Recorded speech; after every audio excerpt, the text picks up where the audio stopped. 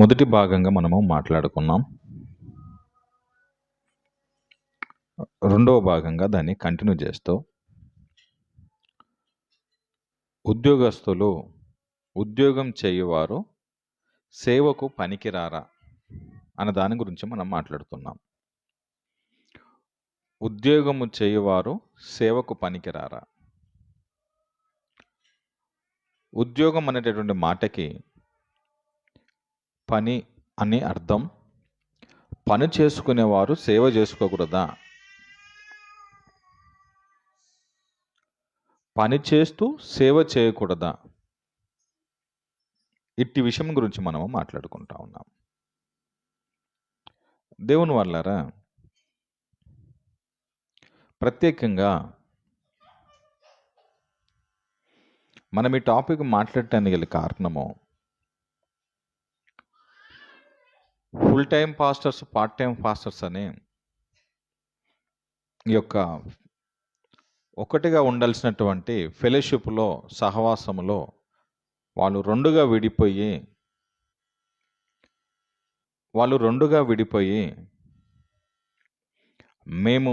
మేము మాత్రమే దేవుని సేవ చేస్తున్నాము, మీరు లేరు అని వీరిని కించపరిచినట్టుగా, వీళ్ళు ఇంకా దేవుని పనికి, దేవుని సేవకు వీళ్ళు పనికి రారన్నట్టుగా,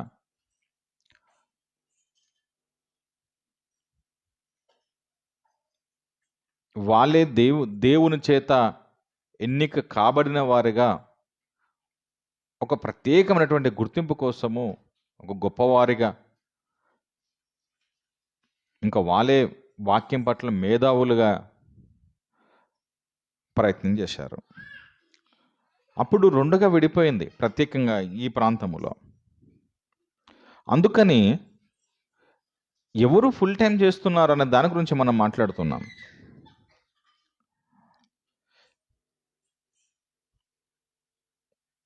ఎవరు సేవ చేయాలని బైబిల్ చెప్తుంది?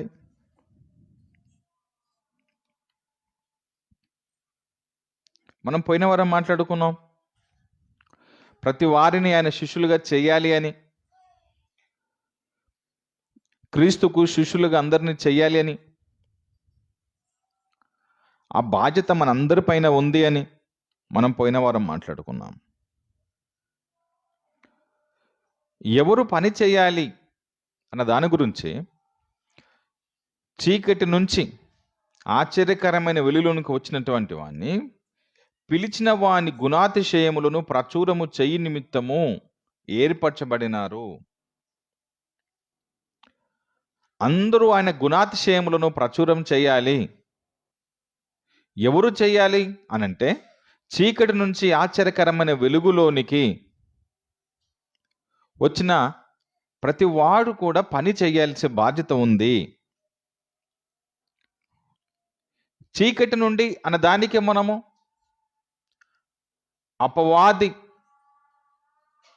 అపవాది అధికారములో నుండి దేవుని వెలుగులోనికి వచ్చిన ప్రతివాడు కూడా ఆయన పని చేయాల్సి ఉంది.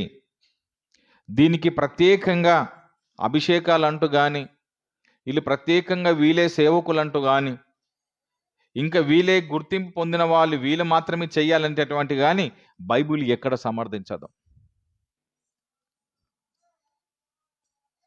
చూడండి, పేతురు రాసినటువంటి మొదటి పత్రిక 2వ అధ్యాయము 9వ మాటలో దీన్ని మనము చూసుకొని మనం ముందుకు వెళ్దాం.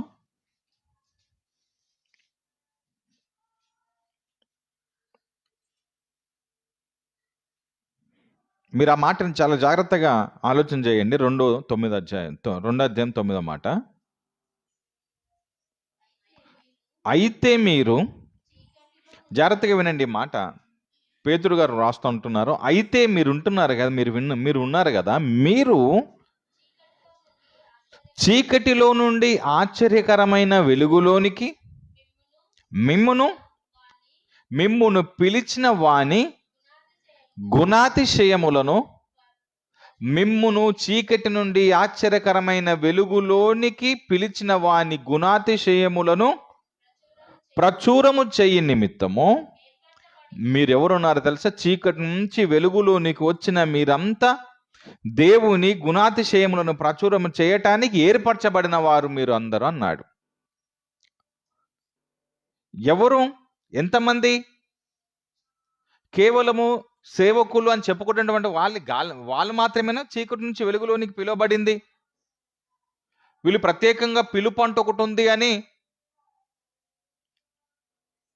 ప్రత్యేకంగా దేవుడు మమ్మల్ని పిలిచాడు అని, మాకు స్వరూపంగా మాట్లాడాడని, ఆయన స్వరం మేము చెవులారా విన్నామని, ఇవన్నీ డంబపు మాటలు. ఎందుకనంటే బైబుల్ అంటాది, దేవుడు మాట్లాడితే నరుడు బ్రతకలేడు, ఆయన స్వరము వింటే నరుడు బ్రతకలేడు.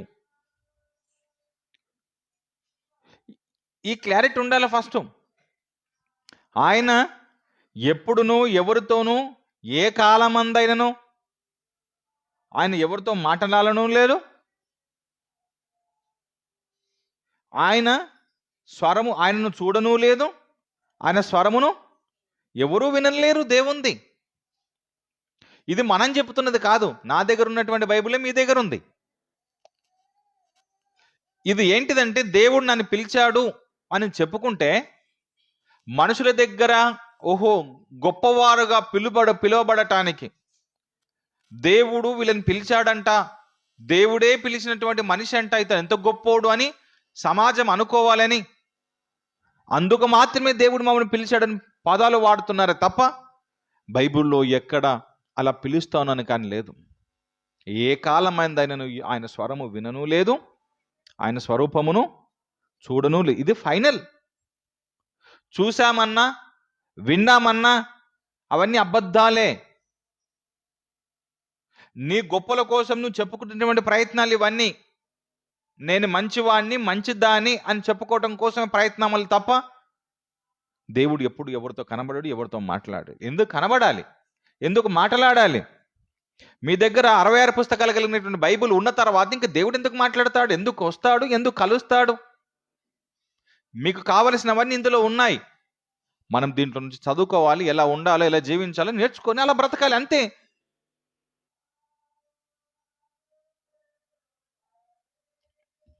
దేవుని వాళ్ళారా, చీకటి నుంచి అందరూ వచ్చారు. ఈడ కూర్చున్న మనం అందరం కూడా ఒకప్పుడు దేవుని ఎరగకుండా ఉన్నవారమే.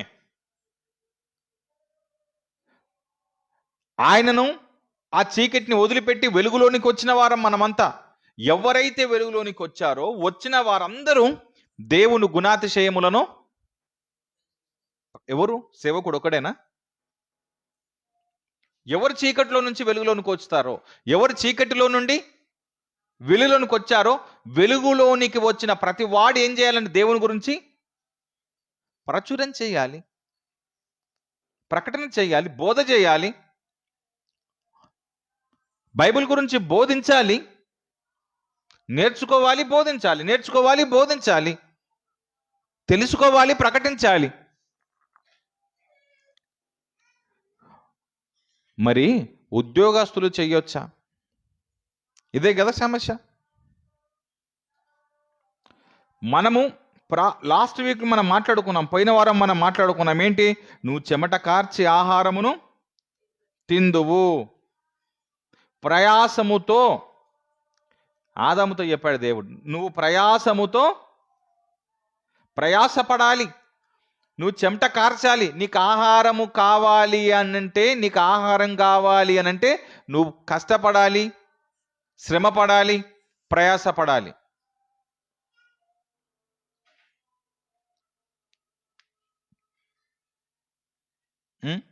ఇలా కష్టపడి చెమటోర్చాల్సిందే, కష్టపడి చెమటోర్చాల్సిందే. ఎవ్వడు ప్రపంచంలో ఎవ్వడు పని చేయట్లేదు అనుకోండి,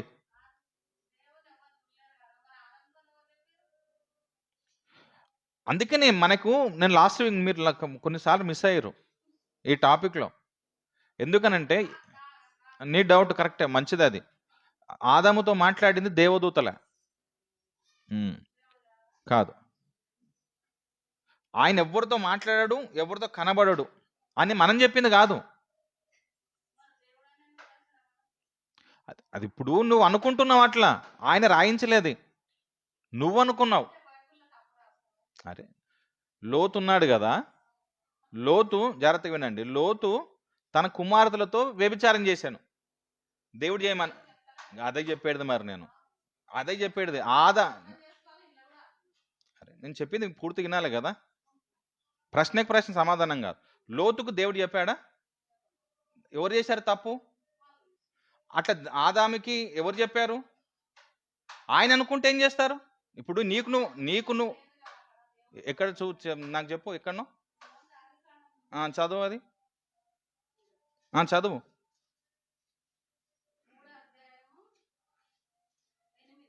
చదువు, నువ్వు చదువు, డౌట్ నీకు కదా.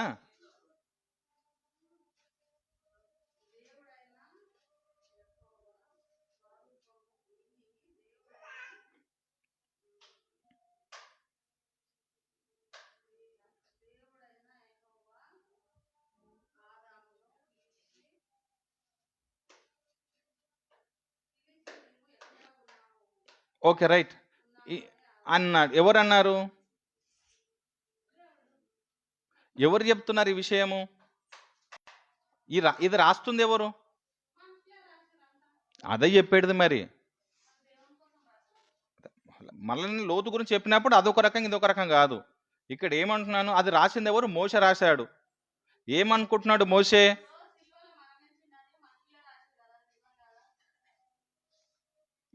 నీకు వాక్యం పైన అందుకనే మనకి ఏంటంటే పూర్తి జ్ఞానం ఉండాలి. నేను చెప్పేది పూర్తిగా వినే ప్రయత్నం చేయండి మీరు. ఇది రాస్తుంది ఎవరు? మోషే రాశాడు. ఏమని రాస్తున్నాడు? దేవుడు ఆదాముతో మాట్లాడాను అని అనుకుంటున్నాడు.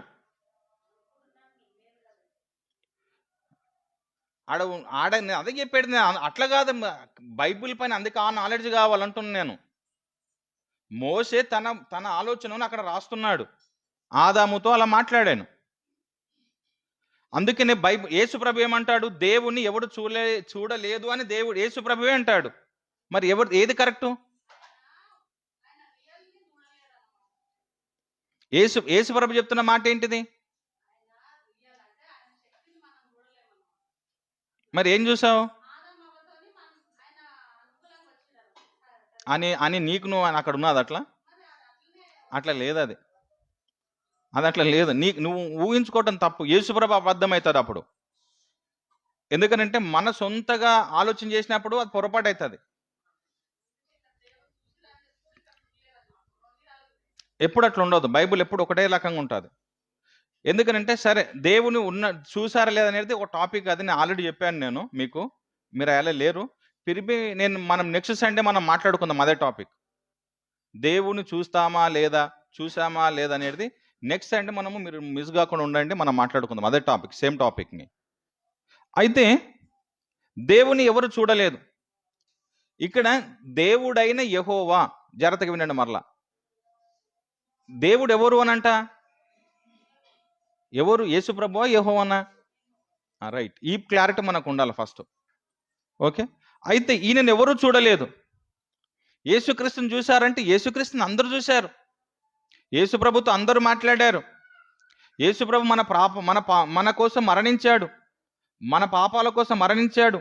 మనం పరలోకాలకి వెళ్ళాలి అని అంటే యేసుప్రభువే మనకి మార్గము. ఈ క్లారిటీ ఉండాలి. దేవునికి యేసుక్రీస్తుకి ఆ క్లారిటీ మనకు ఉండాలి ఫస్ట్. ఆయన అంటున్నాడు, ఆయన ఎవరు చూడలేదు, తండ్రిని ఎవరు చూడలేదు. అయితే దేవుని సేవ చేయటానికి వస్తున్న వీళ్ళందరూ ఏమంటున్నారంటే, మాకు తండ్రి కనబడ్డాడు, మాకు యెహోవాని దిగివచ్చి మాతో మాట్లాడాడు, మమ్మల్ని సేవకు పిలిచాడు, మమ్మల్ని రమ్మన్నాడు అని అంటే బైబిల్ ఏమంటుందంటే అలా ఎప్పుడు పిలవదు. ఎవరు ప్రకటించాలి దేవుని వాక్యమునంటే, చీకటి నుంచి ఆశ్చర్యకరమైన వెలుగులోనికి ఎవరైతే వస్తారో, అనగా నువ్వు ఇంతకుముందు బాప్తిస్మం తీసుకోలేదు, తీసుకొని నీవు బాప్తిస్మం తీసుకున్న తర్వాత ఆయన వెలుగులోనికి నువ్వు వచ్చావు కాబట్టి వెలుగులోనికి వచ్చిన నీవు దేవుని పనిలో ఉండాలి. ఎవరు చెయ్యాలి? సేవకుడు ఒక్కడే చేయాలనా అంటే సేవకుడు కాదు, అందరూ సేవకులే బైబిల్ అంటుంది. ఇక్కడ ఎవరు లేదు, తారతమ్యం ఏం లేదు, అందరూ దేవుని పనిలో ఉండాల్సిందే. దేవుని పనిలో ఉంటున్న వారు పని చేసుకోవచ్చా అనే దాని మీద మాట్లాడుతున్నాం. ఇప్పుడు ఏమైంది అంటే, కొంతమంది దేవుని పని చేసుకుంటూ దేవుని సువార్తను ప్రకటిస్తూ వాక్యాన్ని ప్రకటిస్తూ వాళ్ళందరూ కూడా మిల్కి దేవుని పని చేస్తూ వాళ్ళందరూ కూడా ప్రకటిస్తూ ఉంటే, మరికొంతమంది మీరు పని చేయకూడదు, ఖాళీ వాక్యముని ప్రకటించుకుంటూ పోవాలి, బోధించుకుంటూ పోవాలి అనుకున్నప్పుడు మొయినాబాద్ మండలంలో ఒక 50 మంది 50 మంది 60 మంది విడిపోయారు రెండుగా. ఒకరు మేము ఫుల్ టైం అని, ఒకటేమో పార్ట్ టైం అని. మీరు పార్ట్ టైం వాళ్ళు మా దాంట్లో కలవద్దని ఒకరికొకరు రెండుగా విడిపోయారు వాళ్ళు. మరి వాళ్ళు పని చేసుకుంటూ దేవుని సేవ చేయటంలో తప్పేముంది? వాక్యం ఏమంటుందంటే, నువ్వు చెమట కార్చి నువ్వు ఆహారాన్ని పండించాలి, నువ్వు తినాలి. ఇప్పుడు మీరు ఆకాశ పక్షులను చూడండి, అవి విత్తవు కొయ్యవు, దేవుడు మిమ్మల్ని అలానే పోషిస్తాడు కదా అని అంటే, మరి ఇంక పని ఎందుకు చేసుకోవాలి? ఆ వాక్యం ఉంది కదా, మరి దాన్ని పట్టుకొని మనం బ్రతకొచ్చు కదా, ఇంకా పనులు ఎందుకు చేసుకోవాలి? పనులు చేయాల్సిన అవసరం ఏమైనా ఉందా? ఇంకా మనకు ఇక్కడ ఆదాముకు చెప్పినటువంటి నియమమును అక్కడ రాయబడిన మాటకు రెండిటికి మధ్యలో ఉన్నటువంటి వ్యత్యాసం ఏంది, క్లారిటీ ఏంది అనేది మనకు తెలియాలి. దానిపైన పూర్తి అవగాహన మనకు రావాలి, ఏంటిది అని, ఎందుకు ఆ మాట అన్నాడు అని. అయితే మీరు చూడండి, ప్రసంగి గ్రంథము 2వ అధ్యాయం 24 ఎంత మంచి మాట ఉందో. ఇక్కడ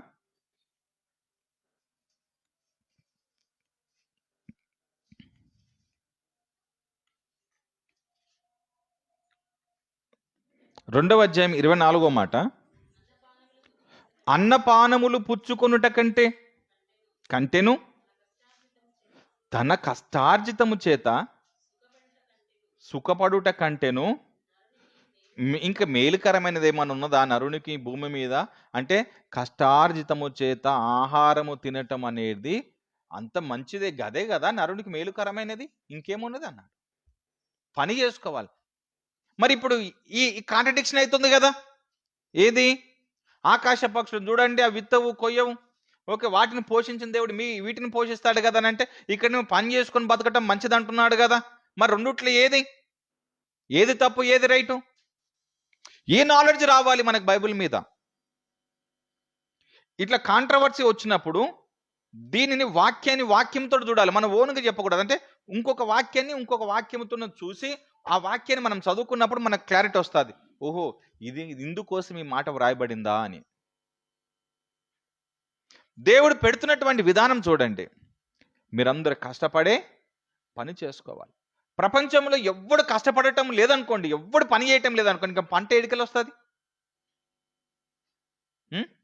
సుమారుగా మనం ఉన్నటువంటి ఇన్ని కోట్ల జనాభా, 100 కోట్ల జనాభా దేశంలో మనం ఎవ్వరం పని చేయకపోతే, ఈ 100 కోట్ల మంది ఎవడు పని చేయకపోతే ఇంకా ఆహారం ఎడికలు వస్తుంది.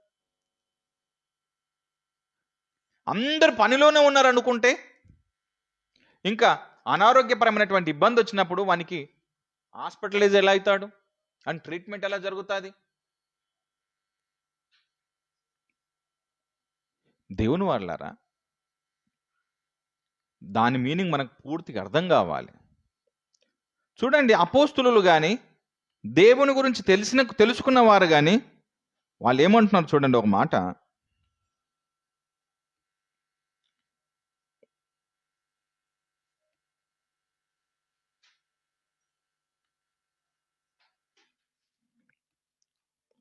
ఓకే అండి, వాళ్ళు చేసినటువంటి విధానం ఎలా ఉంది చూడండి. అపోస్తల కార్యములు 20వ అధ్యాయము 33 నుంచి 35 వాక్యాలలో,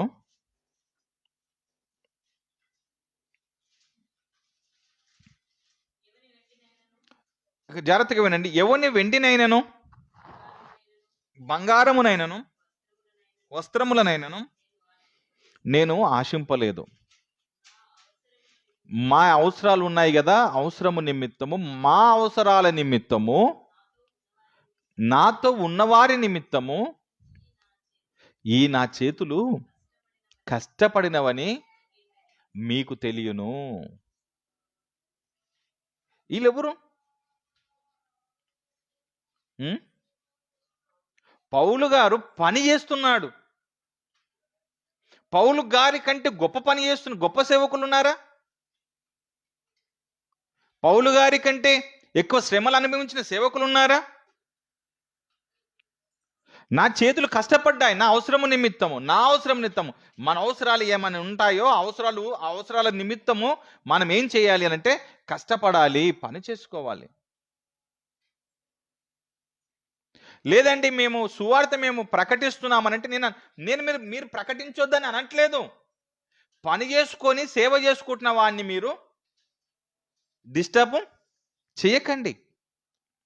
మేము ఫుల్ టైం పాస్టర్స్ అంటున్నాం కదా, మీరు ఫుల్ టైం పాస్టర్స్ అని అంటే ఎన్ని గంటలు చేస్తున్నావు నువ్వు పని అని నేను అడుగుతున్నాను. ఎన్ని గంటలు చేస్తున్నావు నువ్వు ఫుల్ టైం అంటే? 365 రోజులు 24/7 అనగా రోజుకి 24 గంటలు, వారానికి 7 రోజులు రెస్ట్ లేకుండా నువ్వు పనిలోనే ఉంటున్నావా?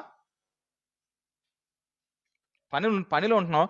పెళ్లి కార్యక్రమాలు, సావు కార్యక్రమాలు, నీ సొంత కార్యక్రమాలు, మీ పిల్లల కార్యక్రమాలు, మీ కుటుంబ వ్యవహారాలు, భూమి ఉంటే భూమి దున్నుకుంటావు, పంట వేపిస్తావు.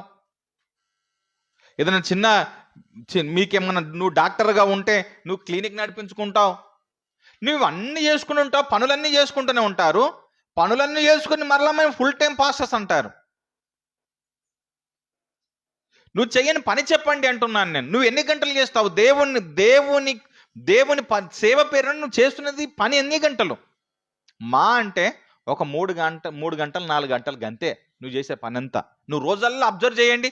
ఒక సేవకుడిగా నేను ఫుల్ టైం పాస్టర్స్ అంటున్న వాడిని, ఫుల్ టైం సేవలో అంటున్న వ్యక్తిని నిజంగానే మీరు అబ్జర్వ్ చేయండి. ఎన్ని గంటలు పని చేస్తున్నాడు? దేవుని అంటే వాక్యాన్ని ప్రకటిస్తూనే ఉన్నాడు. ఎన్ని గంటలు? 24 గంటలు ప్రకటిస్తున్నాడా? నయం, ఆ వ్యక్తి తన కుటుంబ అవసరముల నిమిత్తం పనికి వెళ్ళాడు, పని చేసుకున్నాడు, పని చేసుకొని వచ్చి పని చేసుకుంటున్నాడు, దేవుని పని చేసుకుంటున్నాడు.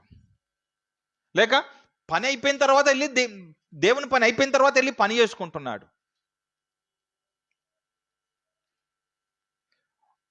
ఇక్కడ నేను ఫుల్ టైం పాస్టర్గా నేను ఫుల్ టైంగా చేస్తున్నానంటే నిన్ను కించపరచట్లేదు.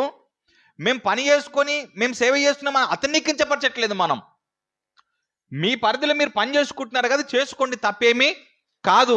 కానీ మీరు వారిని అనకండి, వారు వీరిని అనకండి. అనుకోవలసినటువంటి అవసరం ఏమి వచ్చింది? అందరూ కలిసి దేవుని పనిలో మీరు ఉంటే ఎంత బాగుంటుంది.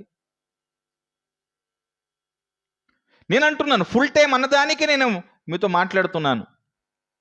తెస్సలోనికీయులకు రాసినటువంటి 2వ పత్రిక 3వ అధ్యాయం 6 నుంచి 12 వాక్యాలు మీరు చూడగలిగితే, 6 నుంచి 12 వాక్యాలు 2వ తెస్సలోనికీయులకు రాసిన పత్రిక. మీరు జాగ్రత్తగా వినండి మాట. సహోదరులారా, మా వలన మీరు పొందినటువంటి బోధన ప్రకారము కాక అక్రమముగా నడుచుకొను ప్రతి సహోదరుని యొద్ద నుండి తొలగిపోవలనని మన ప్రభువైన యేసుక్రీస్తు పేరట మీకు ఆజ్ఞాపిస్తున్నాము. ఎలాగంటే, ఎలాగు మమ్మల్ని పోలి, పౌలు మాట్లాడుతున్న చూడండి, ఎలాగు మమ్మల్ని పోలి నడుచుకొనవలనో మీకే తెలియను. మేము మీ మధ్యను మేము మీ మధ్యలా మేము అక్రమంగా నడుచుకొనలేదు. మీ జాగ్రత్తగా వినండి. ఎవని యొద్దను మేము ఉచితంగా ఫ్రీగా ఆహారాన్ని తీసుకోలేదు. ఎవరి దగ్గర మేము ఫ్రీగా ఆహారాన్ని మేము తీసుకోలేదు. మేము మీలో ఎవ్వనికి భారము మేము మీకు భారంగా ఉండకూడదని, మేము మీకు భారంగా ఉండకూడదని ప్రయాసముతోను కష్టముతోను రాత్రులు పగళ్ళు పని చేయించు మేమేం చేశామండి? మేము ఎట్లా జీవించామండి? యేసుక్రీస్తుకు సంబంధించిన విషయాలు ప్రకటిస్తూ, దేవుని గురించిన విషయాలు ప్రకటిస్తూ, దేవుని కోసం వీళ్ళు ప్రాణ త్యాగానం చేయటానికి కూడా సిద్ధపడి వీళ్ళు అంటున్న మాట ఏం తెలుసా? మేము అక్రమంగా నడుచుకోలేదు. అక్రమముగా అంటే అన్యాయంగా, ఉచితంగా, ఫ్రీగా ఎవరి దగ్గర బువ్వ మేము తినలేదు అని అంటున్నాడు. ఎందుకు? నీ దగ్గరనే లేదు. విశ్వాసులే పేదవాళ్ళు. పేదవాళ్ళనే వారి దగ్గరికి మేమొచ్చి మేమేం తీసుకోవాలి? అందుకని ఆయన అంటున్నాడు, మీకు మేము భారంగా ఉండకూడదని మా అవసరాల కోసం మేము కష్టపడ్డాము, పనులు చేసుకున్నాము, మా ఆహారాన్ని మేము తిన్నాము, ఉచితంగానే తిన్నాం మేము.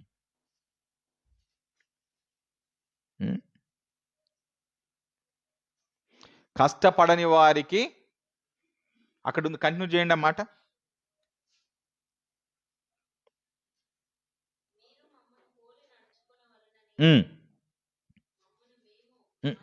మమ్మును మేము మీకు మాదిరిగా కనపరుచుకున్నాం. మేము ఎట్లా పనులు చేస్తున్నామో మీరు కూడా పనులు చేసుకోవాలని అట్లా మేము చెప్పుకుంటున్నాము.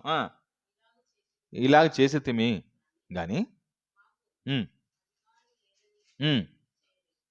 మాకు కూడా మీ మీద అధికారం లేదని కాదు. మాకేమన్నా ఇయ్యండి, మేము సేవకులము, మీరు మాకు పెట్టండి అని మేము అడగొచ్చు. కానీ మేము అలా చేయట్లేదు. ఎందుకు చేయట్లేదు అంటే మాకు శక్తి ఉంది, మాకు బలం ఉంది. వృద్ధాప దశలోనికి వెళ్ళినప్పుడు సంఘంగా మీరు చూసుకోండి, బాధ్యత మీరు పోషించండి, తగిన ఆహారాన్ని ఇవ్వండి, పట్టడన్నం ఇవ్వండి. విశ్వాసులుగా ఆయన మాటలు, దేవుని మాటలు ప్రకటిస్తున్నందుకు ఆ సేవకునికి తగినటువంటి ఏర్పాట్లు చేయండి. రక్తము శరీరంలో ప్రవహిస్తుంది, శరీరం మీద ముడతలు రాలేదు, బలంగానే ఉన్నాము. కానీ ఒక బలహీనమైనటువంటి అంటే వృద్ధాప దశలోనికి వెళ్ళినటువంటి వృద్ధురాలి పైన ఆధారపడితే, బలవంతుడు బలహీనుల పైన ఆధారపడితే ఏం ప్రయోజనం? ఆమెకే పట్టడు అన్నం పెట్టాలి కదా. అందుకని అపోస్తులు ఇలాంటి సేవ చేశారు. మీరు పని చేసుకోండి, 10 రూపాయలు నీ దగ్గర ఉంటే విశ్వాసులకు ఇవ్వండి. ఆ విశ్వాసులు కూడా చెప్పండి ఏంటంటే, ఎవరి మీద ఎవరు డిపెండ్ కాకుండా అందరూ పనిలో ఎవరి పనులు వాళ్ళు చేసుకుంటూ దేవుని పనిని కొనసాగించండి అని. పని చెయ్యని వానికి తినే హక్కే లేదు. ఉందండి, అక్కడనే కంటిన్యూ ఉంది అది.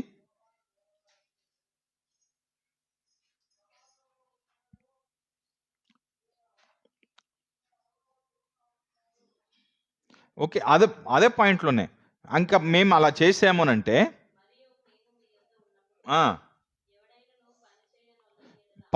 ఎన్నో వచనం అది? 10వ వచనము. మరియు ఎవడైనను పని చేయటానికి ఇష్టపడకపోతే వాడు భోజనమే చేయకూడదని మేము చెప్పేశామన్నాడు. ఎంత మంచి మాట చూడండి. అంటే దాని అర్థమైంది, పని చెయ్యని వానికి తినే హక్కు లేదు. ఉచితం కోసం కాదు, పని చేసి ఆహారాన్ని సంపాదించుకో. అందుకని ఉచితంగా కోసం ఎదురు చూసే వాని కోసము, పని చేయకుండా వాడు ఉచితంగా భోజనం కోసం ఎదురు చూస్తే వానికి తినే హక్కు.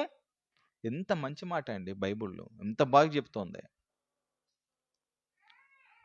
నీ శరీరములో బలం ఉన్నంత వరకు, రక్తం ఉన్నంత వరకు, బలంగా ఉన్నంత వరకు కష్టపడు, పని చేయి. దేవుని సువార్త పని నిమిత్తము ఆ సంపాదన పెట్టు. నీవు ఆహారానికి కావలసినది తీసుకొని మిగతాదంతా దేవుని పని కోసము, దేవుని సేవ కోసం నువ్వు కేటాయించు ఆ డబ్బంతా. ఎంత మంచిదండి బైబిల్, ఎంత జ్ఞానాన్ని ఇస్తుంది. దీనికోసం కష్టపడే 4 గంటల కోసం, కష్టపడే 4 గంటల కోసం మొత్తానికి పని మానేసుకొని బలహీనులమైనటువంటి విశ్వాసాల మీద ఆధారపడి నువ్వు ఈ కానికి, నువ్వు ఆ కానికి, నువ్వు దశంబాగాలి, నువ్వు అన్ని చేయని చెప్పేసి వాళ్ళని పిండి పిండి పిండి పిండి పాపం వాళ్ళ దగ్గర రూపాయలు లేకుండా చేసేస్తావే. యేసుప్రభుల వారు ఒక మాట అన్నారు చూడండి, ఎంత చక్కని మాట అంటాడు ఆయన. లూకా సువార్త 22వ అధ్యాయము, లూకా సువార్త 22వ అధ్యాయం 34 నుంచి చూడండి.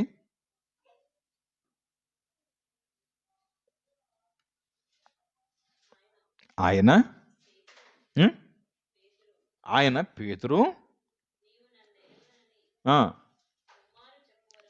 ముమ్మారు చెప్పు వరకు నేను కోడి కుయ్యదని మీతో చెప్పుచున్నాను అనెను. మరియు ఆయన, ఇప్పుడు ఇక్కడ చూడ ఎంత మంచి మాట, మరియు ఆయన సంచియు జాలయు చెప్పులును లేకుండా నేను మిమ్మల్ని పంపాను. ప్రభు అంటున్నాడు, నేను మిమ్మల్ని పంపాను నా శిష్యులారా.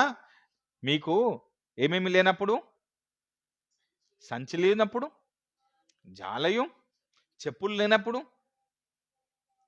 నేను మిమ్మల్ని పంపాను. అప్పుడు మీకేమైనా కొదువయ్యిందా, తక్కువ అయ్యిందా అని అడిగాడు. వారిని అడగగా వారు అన్నారు, ఏమి తక్కువ కాలేదు, మాకు అన్ని సమృద్ధిగానే ఉన్నాయి. నువ్వు చెప్పావు, నీ మాట మేము వెళ్ళాం, మాకు అందరు పట్టడి అన్నం పెట్టారు, అన్ని రకాలుగా మంచి సవలతులు అన్నీ మాకు బాగున్నాయని అన్నారు. అందుకు ఇప్పుడు యేసుప్రభు ఏమన్నా తెలుసు, నేను మరణించబోతున్నాను. దాని మీనింగ్ ఏంటంటే ఆయన ఇంకా శిలువ మరణానికి ఎక్కబోతున్నాడు. ఇంకా శిష్యులందరూ ఇంకా తండ్రి లేని వారుగా మిగిలిపోతారు, వాళ్ళంతా అనాథాలుగా మిగిలిపోతారు. ఇప్పుడు ఆయన ఇస్తున్నటువంటి ఎక్స్ప్లెనేషన్, వాళ్ళకి చెప్తున్నటువంటి అర్థం చూడండి, మీనింగ్ చూడండి ఎంత బాగుంటుందో, లేదా ఆ మాట వినండి ఎంత బాగుంటుందో. గనుక అందుకాయన ఇప్పుడైతే సంచి గలవాడు, సంచున్నోడు ఇంట్లోనే సంచి పెట్టి పోకూడదు కాదు, సంచి తీసుకోవాలి, జాలయు తీసుకొని వెళ్ళిపోవాలి. ఇప్పుడు అర్థమైంది అంటే, మీరు సేవకి వెళ్తున్నారు కదా, ఇప్పుడు సేవకి వెళ్తున్నప్పుడు మీరు ఏం చేయాలంటే, మీరు అన్ని సిద్ధం, దాని అర్థమే ఇంట్లో సంచి తీసుకొని పోమని కాదు దాని మీనింగ్. మీరు సిద్ధపడే, మీరు పనికి ఇప్పుడు వెళ్ళండి. మీరంతా కత్తి లేనివాడు, ఇప్పుడు కత్తి అనగా ఇప్పుడు మనము ఏ కత్తి అనుకోవాలి, బట్టలు నమ్మి కత్తులు కొనుక్కోమన్నాడు. ఈ మీనింగ్ మనకు అంత బైబుల్ని మనం దాన్ని ఛేదించి దాన్ని విభజించేంత నాలెడ్జ్ని మనం సంపాదించుకోవాలి దీనిపైన. ఏంటి బట్టలు నమ్మి కత్తి ఎందుకు కొనుక్కోమన్నాడు? ఆయన కత్తి చేత పట్టుకున్న వాడే కత్తి చేత తెస్తాడన్నాడు. ఇప్పుడు బట్టలు నమ్మి కత్తి ఎందుకు కొనమంటున్నాడు అంటే దీంట్లో క్లారిటీ రావాలి మనకి. అదే అంటున్నాను, మనము ఓన్ ఇంటర్ప్రిటేషన్ రాంగ్ అంటున్నాను నేను. మనకి ఏమున్నా కానీ కూడా ఒక వాక్యానికి వచ్చినట్టు ఇంకో వాక్యంతో మనము చూడాలి. మనం ఎప్పుడైనా సరే ఓనుగా 66 అనగా ఆది కాండం నుంచి ప్రకటన గ్రంథం వరకు ఉన్నటువంటి ఈ పేజీలను తీయకూడదు, కలపకూడదు. అందుకే మన ప్రశ్న వచ్చింది కదా ఇప్పుడు, ఏంది అనేది మళ్ళీ దాంట్లోనే చూడాలి, చూస్తే మనకు ఆన్సర్ అనేది వస్తుంది. దీని అర్థము మీరు జాగ్రత్తగా వినండి. నేను మిమ్మల్ని ఆహారానికి నేను మిమ్మల్ని పంపినప్పుడు మీకు ఏమైనా కొదువైందంటే ఏం కొదవ కాలేదు. అయితే ఇప్పుడు ఏం తెలుసా, నేను శిలువ మరణానికి వెళ్ళిపోతాను, ఇంకా నేను చనిపోబోతాను, ఇంకా మీరు ఒంటరిగా మిగులుతారు. కానీ మీరు ఏం చేయాలి తెలుసా, మీరు సిద్ధపడే, మీరు సేవకు మీరు వెళ్ళిపోవాలి.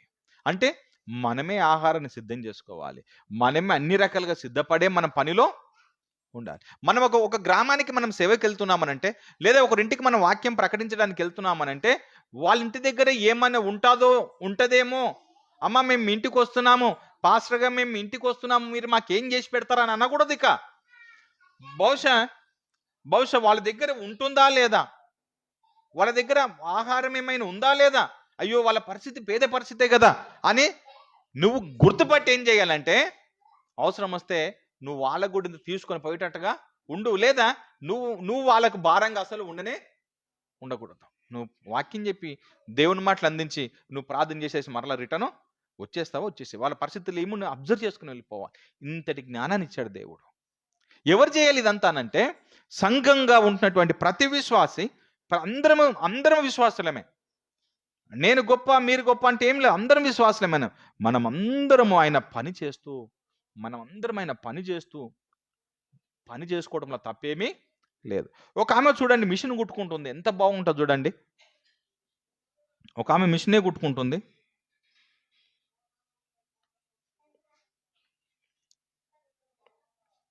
అపోస్తల కార్యాలు 9వ అధ్యాయం 36వ మాట చూడండి.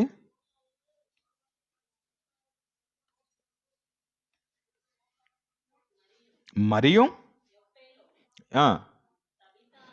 తబిత అనేటటువంటి ఒక శిష్యురాలు ఉందండి. ఆమెకు దోర్క అనేటటువంటి పేరు. ఆమె సత్క్రియలు మంచి క్రియలు ధర్మ కార్యములను ఆమె బహుగా చేసి ఉండెను. ఆ దినములయందు ఆమె కాయిలపడి చనిపోగా ఆ శవాన్ని కడిగి మేడగదిలో పరుండబెట్టారు. ఉమ్, ఉమ్, ఉమ్. విని ఉమ్, తడువు చేయక ఉమ్, ఉమ్, పంపేశారు. పేతురు లేచి వారితో కూడా వెళ్ళి ఆ, ఉమ్, ఉమ్. మీకు జాగ్రత్తగా వినండి. విధవరాన్లందరూ తబిత గురించి ఏడ్చుచు వాళ్ళతో ఆమె ఉన్నప్పుడు కుట్టిన అంగీలు ఉన్నాయి కదా, కుట్టిన అంగీలు వస్త్రములను ఇంతమంది అండి. ఎవరండి వీళ్ళందరూ? ఎవరు చూపిస్తున్నారు? వీళ్ళందరూ ఆమె చేసినటువంటి సేవను గురించి దేవుడు ఆమెను మెచ్చుకున్నాడు ఆమెని. ఆమె ఏం చేసిందనంట? బట్టలను, అంగీలను, వస్త్రాలను కుట్టిందంట. విధవరాండ్లు వచ్చారట, అందరూ చూపుచూ ఏడుస్తున్నారంట వాళ్ళంతా. మరి ఈమె ఈమె ఈమె ఈమె కూడా సేవ చేయుచుంది కదా, శిష్యురాలు కదా. శిష్యురాలు అంటే అర్థం ఏందనుకుంటాను? ఈమె దేవుని పనిలో ఉన్నది. ఈమె కూడా దేవుని పనిలో ఉన్నది. భగవాన్ దాస్ గారు అయితే చిల్డ్రన్ మినిస్ట్రీ అంటూ, వృద్ధుల మినిస్ట్రీ అంటూ, ఇది అంటూ, అది అంటూ, బట్టలు అంటూ, భోజనాలు అంటూ, ఈ తబితలాగా అన్ని కార్యక్రమాలు చెప్పిస్తూ ఉంటుంటాడు ఆయన.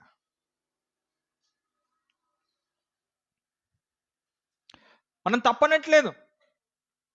అందరూ దేవుని పని నిమిత్తం మీరు చెయ్యండి. సహకారంగా, ఇతరులకు సహకారంగా ఉండండి. వాక్యము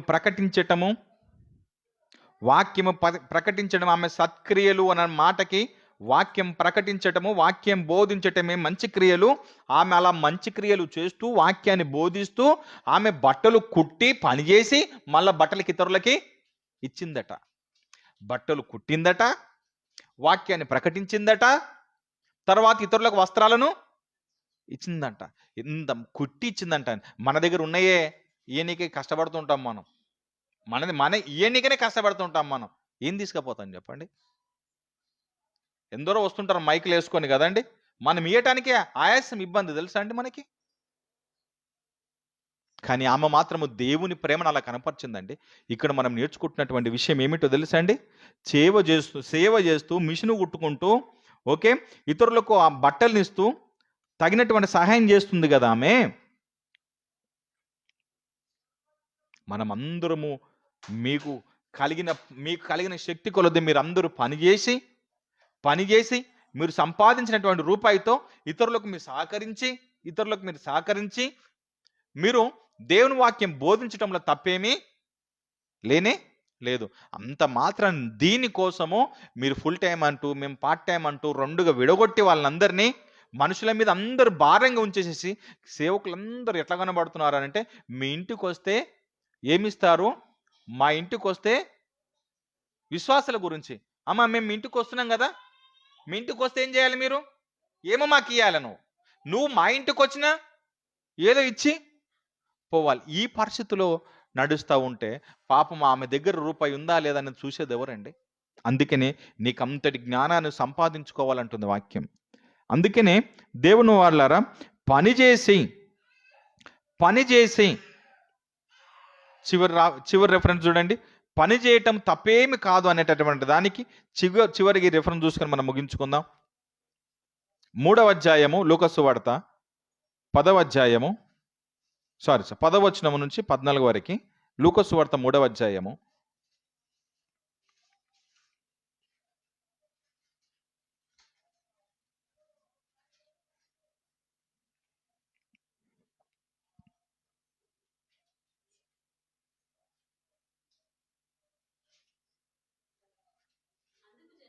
అందుకు జనులు అలాగైతే అలాగైతే మేమేమి చేయవలనని యోహన్ని అడగగా అతడు 2 అంగీలు గలవాడు ఏమీ లేనివానికి ఇవ్వాలి, ఆహారము గలవాడు అలాగూ చేయవలనని వారితో చెప్పాను. ఆహారం ఉందా నీ దగ్గర పాసిపోతామని నువ్వు పెట్టుకున్నావా? అంటే దానివల్ల నువ్వే నరకం తెచ్చుకుంటావు. నువ్వు పరలోకం నువ్వే కోల్పోతావు. జాగ్రత్త. నీ అన్నం పెట్టండి పక్కల్లోకి.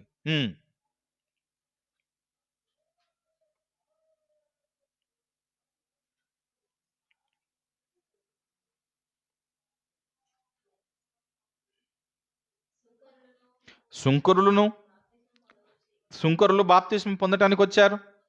బోధకుడా మేమేమి చెయ్యవలనని యోహాన్ని అడిగారు.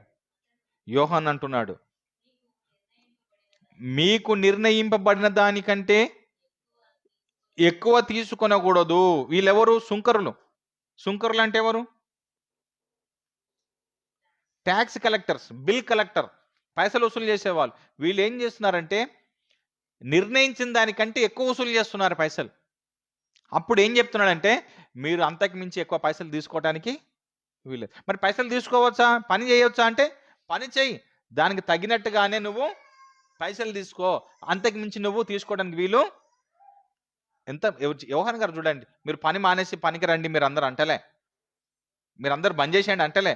నువ్వు పని చేస్తున్నావు కదా, నువ్వు ప్రభు నా బాప్తిజం తీసుకుంటున్నావు అంటున్నావు కదా, బాప్తిజం తీసుకుని ఇప్పటి నుంచి నువ్వేం చేయాలంటే నువ్వు న్యాయంగానే పైసలు తీసుకో. రెండవది కంటిన్యూ చేయాలి.